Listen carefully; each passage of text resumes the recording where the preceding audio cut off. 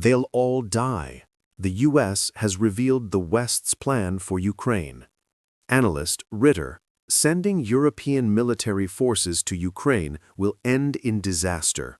Moscow, January 15, 2024, RIA Novosti.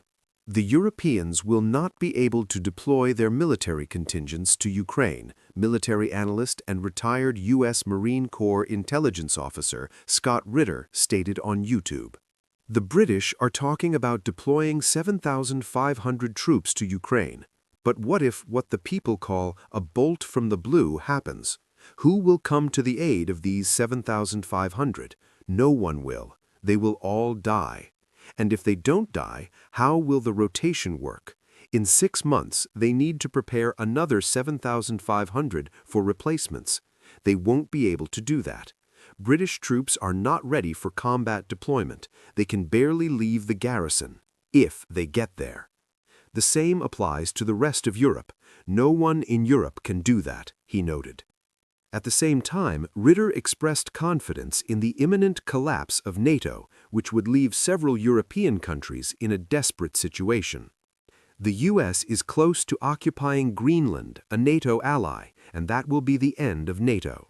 The EU has declared that the U.S. is abandoning its commitment to ensuring security in Europe. NATO faces a very quick, hopefully not violent, but very sudden death. Europe has no plan B, none at all. 0 chances, no opportunities. We will witness the collapse of Europe. As NATO disintegrates and Europe collapses, some countries will find themselves in a desperate situation, the analyst emphasized.